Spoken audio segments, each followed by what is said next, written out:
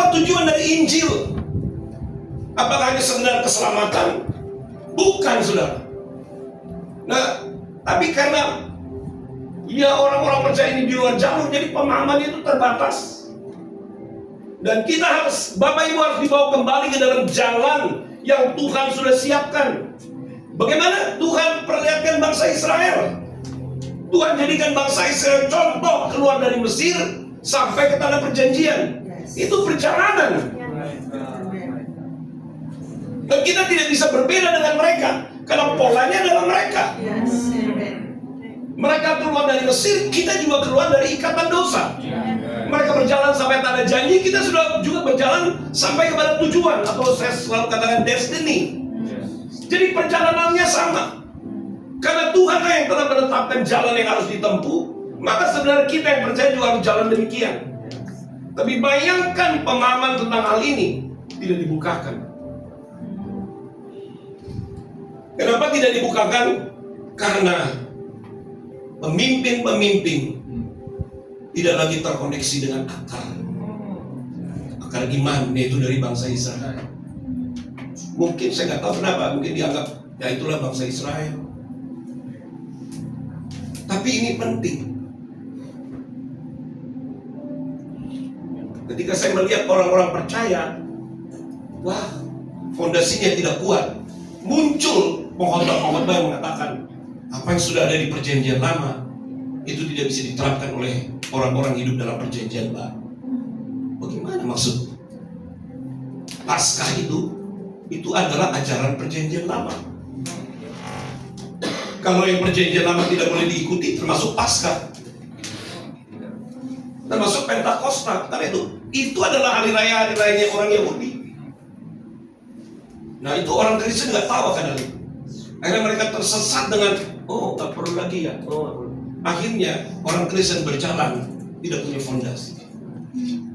Dan ketika setan melihat orang-orang Kristen berjalan tidak ada fondasinya, lebih mudah bagi si jahat untuk menguasai. Tapi puji Tuhan, kalau saya melihat waktu-waktu Tuhan ini, Roh Kudus ngomong begini, bawalah kemari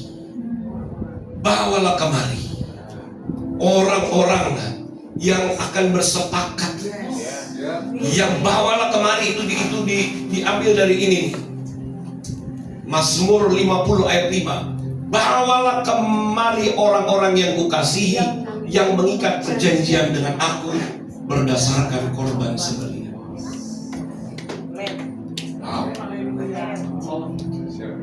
Dan saya harus katakan tidak semua orang, tapi ada orang-orang tertentu yang sebenarnya sudah dibawa kepada perjalanan ini. Dimulai dengan pengalaman tentang korban sembelihan. Itulah orang-orang yang dibawa sebenarnya. Tadi cerita panjang lebar. Lu awalnya saya pikir, iya. Saya mau katakan di dalam hidupmu itu sedang digurat covenant. Dan inilah orang-orang yang Tuhan mau bawa terus. Kalau tidak ada guratan korban sembelihan, bagaimana mau berjalan di dalam perjanjian? Dan Tuhan mau supaya Bapak Ibu mengalami hal-hal yang besar. Tapi Bapak Ibu harus mengerti, di dalam perjalanan mungkin, perjalanan hidup yang mungkin Bapak Ibu mengalami kesusahan, mungkin aniaya, mungkin dibenci dan lain sebagainya. Anda harus tahu, Tuhan sedang menggurat korban sembelihan di dalam Anda. Karena Kristus adalah korban sembelihan. Keturunannya harus punya tanda yang sama, supaya bisa berjalan di dalam perjanjian. Saya mengamati orang-orang yang telah melalui perjalanan seperti korban sembelihan. Ada penyangkalan. Itu adalah orang-orang yang mudah untuk berjalan terus di dalam perjalanan yang Tuhan siapkan. Tapi orang-orang yang tidak pernah punya rasa penanggalan, goresan, biasanya susah.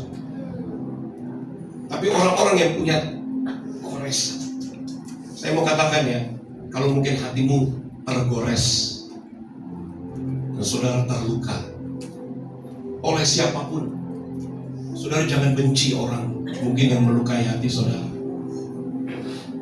Kalau saudara tergores oleh satu keadaan, jangan saudara benci kepada keadaan itu.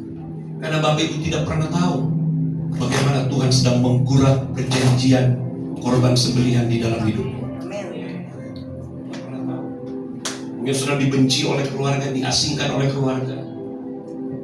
Mungkin saudara sampai habis-habisan, gak ada uang dan lain sebagainya. Jangan susah hati, jangan kecewa. Karena Tuhan, kalau Dia mau menggurat hati kita dengan perjanjian. Korban sembilan itu pahit, saudara. Jadi kalau ada Bapak Ibu yang hadir yang berjalan dalam kesedihan, sampai susah hati, sampai mungkin terluka hati,